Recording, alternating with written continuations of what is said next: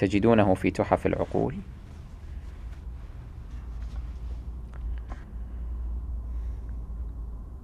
في كلام للحسين صلوات الله عليه قال عليه الصلاة والسلام: أيها الناس اتقوا هؤلاء المارقة. المارقة يعني ماذا؟ يعني الذين مرقوا من دين الله، خرجوا من دين الله،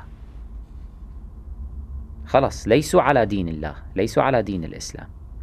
زين، ما هي صفاتهم؟ هو يصفهم الآن حتى ترون أن صفات هؤلاء تنطبق على كثير ممن يحمل أو ممن يدعي الإسلام اليوم.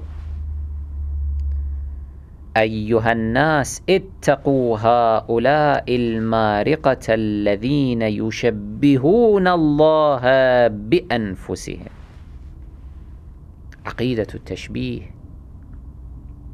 هؤلاء الذين يقولون إن لله وجها ويدا، وإن جهلنا الكيفية، وله حتى أصابع، وله حاق، وله رجل، وله وشعر كذا، ووجه كذا، وأمرد، وإلى آخره. هذا نوع من التشبيه، وإن زعمت بأنك تجهل الكيفية، لكن هذا تشبيه حينما تقول أن له أعضاء. هذا المقدار كافي لتثبيت التشبيه، أنك تعتقد التشبيه، أي أنه كما أن الإنسان مركب من أعضاء، الله عز وجل مركب من أعضاء. ما دمت تعتقد بهذا الاعتقاد فأنت مارق في قاموس سيد الشهداء الحسين بن علي صلوات الله عليه. مارق يعني شنو؟ يعني خارج عن الدين. نعم، حيث أنك تصف الإسلام، تتكلم بكلمة الإسلام، ينطبق عليك عنوان المسلم في الحياة الدنيا من حيث الحقوق والواجبات، أما في الآخرة أنت مارق. ولذلك الإمام الحسين يحذرنا من هؤلاء، يقول: اتقوا هؤلاء المارقة، لا تنخدعوا بهم. ولا شك من المنكر أن تعترفوا بهم أنهم على الدين. كيف تعترفوا بأنهم على الدين وهم خارج الدين؟ والإمام الحسين عليه السلام يقول هؤلاء مارقة. هذه العمائم، عمائم العالمين الثالث والرابع، الذين لا يخافون الله، الذين يزعمون أنهم على منهج الحسين. قل لي بربك، أمنهج الحسين أنه تجتمع مع أتباع الدين البكري الذين يشبهون الله بأنفسهم وتقول أنتم ونحن على دين واحد؟ هذا خلاف منهج سيد الشهداء عليه السلام. سيد الشهداء يقول هؤلاء مارقون، وأنت تقول نحن وإياهم على دين واحد، يعني لم يمرقوا من الدين. لماذا تكذب عليهم وتكذب على نفسك وتكذب على المجتمع؟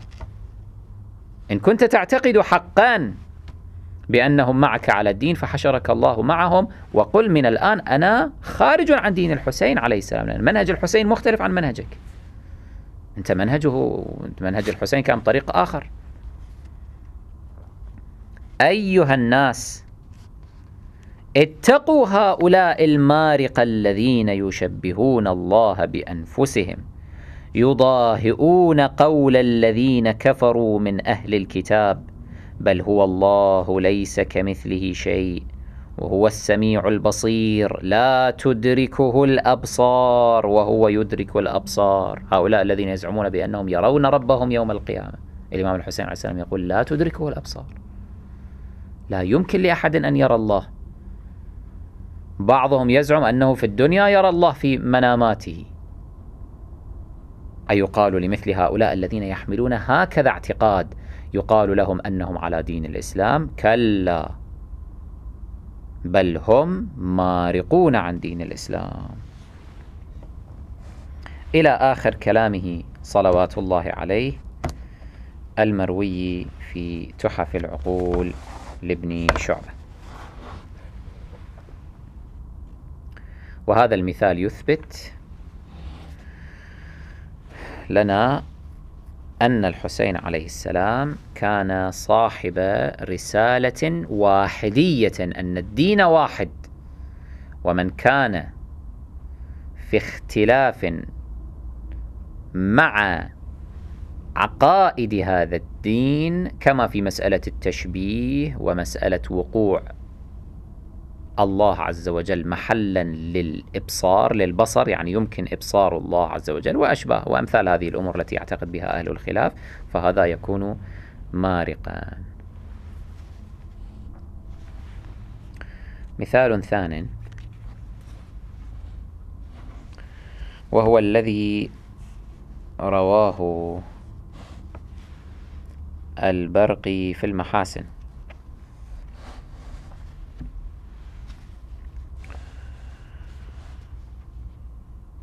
عن حبابة الوالبية قال، أي قال عمران بن ميثم: دخلت عليها فقالت: من أنت؟ قلت: ابن أخيك ميثم. فقالت: أخي والله لأحدثنك بحديث سمعته من مولاك الحسين بن علي بن أبي طالب عليهم السلام، إني سمعته يقول: والذي جعل أحمس خير بجيلة. بجيلة قبيلة عظيمة من العرب النسبة إليها بجلي، منها بطن، هو بطن أحمس. أحمس يقول الإمام الحسين خير بجيلة، يعني صفوة بجيلة بطن أحمس. والذي جعل أحمس خير بجيلة، وعبد القيس خير ربيعة، كذلك بطن عبد القيس صفوة ربيعة، قبيلة ربيعة. وهمدان خير اليمن، همدان صفوة أهل اليمن. والذي جعل الله أحمس خير بجيلة، وعبد القيس خير ربيعة، وهمدان خير اليمن، إنكم لخير الفرق. يخاطب شيعته صلوات الله عليه، هذا خطاب الحسين، يقول: أنتم الشيعة خير الفرق. ثم قال: ما على ملة إبراهيم إلا نحن وشيعتنا وسائر الناس منها براء. هذه كلمة صريحة من سيد الشهداء صلوات الله عليه في إخراج كل الفرق ما خلا الشيعة، إخراجهم من ملة إبراهيم أصلا، من ملة إبراهيم. فعلى هذا يكون الحسين صلوات الله عليه كما في أو على قاموس هؤلاء القوم البتريين وأمثالهم وعمائم العالمين الثالث والرابع، يكون الحسين تكفيريا كما يرموننا نحن بالتكفيريين، يقولون تكفيريون نحن لأننا نقول الآخرون ليسوا على ملة الإسلام. هو الحسين يقول ليسوا على ملة إبراهيم أصلا، ليسوا على ملة التوحيد. كل الفرق ما على ملة إبراهيم إلا نحن وشيعتنا، نحن أهل البيت وشيعتنا، وسائر الناس منها براء، أتباع أبي بكر، عمر، عثمان، عائشة، هذول براء من ملة إبراهيم، ليسوا على ملة إبراهيم، ليسوا على ملة التوحيد أصلا. عن ماذا تتحدثون؟ إذا كان الحسين تكفيريا فنحن أول التكفيريين، نفتخر بذلك. الفرق بيننا وبين الآخرين لما يكفر الآخرون فإنهم يعملون سيوفهم، يكفرون ويتبعون ذلك بالحكم بوجوب قتل من يكفرونه. نحن لا نقول هكذا، كافر مثل ما أقول إن اليهودي كافر وخلص ما أقتله، الله عز وجل يوم القيامة يحاسبه. بس لا يطلب مني، لا يتوقع مني اليهودي أن أقر له بأنه مؤمن، كذلك لا يتوقع مني هذا الذي يسمي نفسه سنيا وهو بكري بدعي، لا يتوقع مني أني أعترف به بأنه مؤمن، لا، هو كافر خلاص، التزاما بمنهج الحسين بن علي. هذا هو منهج الحسين بن علي. لماذا أيها الخطباء لا تطرحون مثل هذه الحقائق عن منهج الحسين عليه السلام على المنابر؟ لماذا لا تعرضون هذه الروايات؟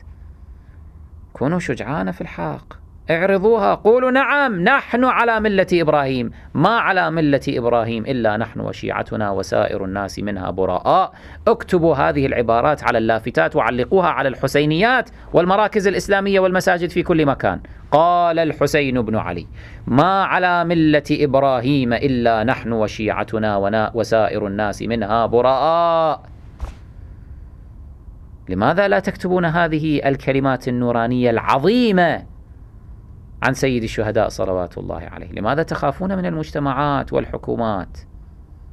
اعرضوا الحق كما هو.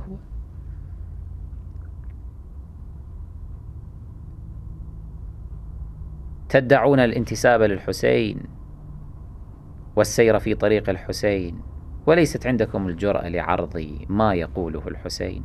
تنتقون فقط، تلتقطون من الحسين ما لا يثير زوبعة، ما لا يثير فتنة. كلا، بينت لكم سابقا الحسين صاحب فتنة، الله يفتتن به أمته، ومن يتبع الحسين عليه السلام، الحسين دعا بأنه الله عز وجل يعصمه من تلك الفتنة التي يسقط بسببها باتباع منهجي. هو كان يقول الحسين عليه السلام كما عرضت لكم في الحلقات السابقة. أما من لا يتبعه دعوا يسقط في تلك الفتنة. ألا في الفتنة سقطوا، وإن جهنم لمحيطة بالكافرين. هذا هو المثال الثاني الذي روي في المحاسن. المثال الثالث: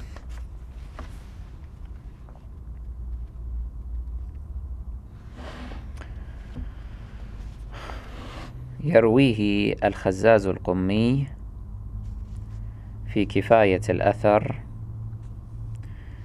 عن موسى بن عبد ربه قال: سمعت الحسين بن علي عليهما السلام يقول في مسجد النبي صلى الله عليه وآله، وذلك في حياة أبيه علي عليه السلام، يعني في زمان أمير المؤمنين صلوات الله عليه، كان الحسين يدخل مسجد رسول الله، وفيه طبعا جمع من أهل الخلاف. الحسين كان يقف هناك ويقول: سمعت رسول الله صلى الله عليه وآله يقول: أول ما خلق الله عز وجل حجبه، الحجب جمع الحجاب، فكتب على أركانه، وفي رواية أخرى أو في نسخة أخرى من الرواية حواشيها، حواشي الحجب، كتب على تلك الحواشي، على تلك الأركان: لا إله إلا الله محمد رسول الله صلى الله عليه وآله علي وصيه. ثم خلق العرش فكتب على أركانه: لا إله إلا الله محمد رسول الله علي وصيه. ثم خلق الأرضين فكتب على أطوادها: لا إله إلا الله محمد رسول الله علي وصيه. ثم خلق اللوح فكتب على حدوده: لا إله إلا الله محمد رسول الله علي وصيه. فمن زعم أنه يحب النبي ولا يحب الوصي فقد كذب، ومن زعم أنه يعرف النبي ولا يعرف الوصي فقد كفر. تخيل الموقف: الحسين عليه السلام في مسجد رسول الله، وفي ذلك المسجد في تلك الأزمنة خاصة كان هنالك أناس تمتلئ قلوبهم غيظا على علي صلوات الله عليه وعداء له، ممن يسميهم القوم صحابة ومن أشبه، ولا أقل أن هؤلاء كانوا لم يكونوا من شيعة علي عليه السلام، كانوا مخالفين لعلي، كانوا من أتباع أبي بكر وعمر، على خط أبي بكر وعمر. الحسين يقف في ذلك الزمان ويصرح لهم بأنكم كفرة. فمن زعم أنه يعرف النبي ولا يعرف الوصي فقد كفر. الذي يقول أنا أعرف رسول الله صلى الله عليه وآله وأؤمن بنبوته ولكني لا أعرف وصيه، وليس مهما. الإمامة ليست من أصول الدين. الاعتقاد بأن عليا وصي رسول الله ليس مهما، ليس مهما. هذا لا يضر إيماني، أنا مؤمن سواء اعتقدت أن عليا وصي أو لم أعتقد. ما أعرف عليا أصلا، ليس مهما أن أعرفه أو أعترف به وصيا. الحسين عليه السلام يقول لهذا: أنت كافر كافر كافر كافر. فمن زعم أنه يعرف النبي ولا يعرف الوصية فقد كفر كفار. وهذا قبل أن يكون منهج الحسين عليه الصلاة والسلام وكلمة الحسين. هذه كلمة رسول الله صلى الله عليه وآله: من مات ولا يعرف إمام زمانه مات ميتة جاهلية. على ميتة أهل الجاهلية، ما يعرف إمام زمانه، إذن كافر جاهلي وليس مسلما. الحسين لم يقل للفرق الأخرى أنتم مؤمنون، وما بيننا هو اختلاف، واختلاف أمتي رحمة، ونحن وأنتم على الإيمان. بل قال: من عرف النبي ولم يعرف الوصية فقد كفر. إذن لسنا متفقين على دين واحد.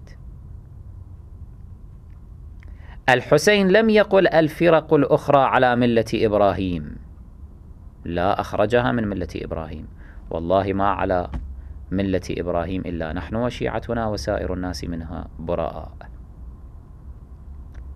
الحسين لم يقل الفرق الأخرى مذاهب هي تحت عنوان الإسلام أو تحت أو في إطار الإسلام أو يجمعها الإسلام الحق. كلا، وإنما قال: هؤلاء مارقة، اتقوا هؤلاء المارقة الذين يشبهون الله بأنفسهم يضاهون قول الذين كفروا من أهل الكتاب. مارقة، مرقوا من الدين. هذا هو منهج الحسين عليه السلام.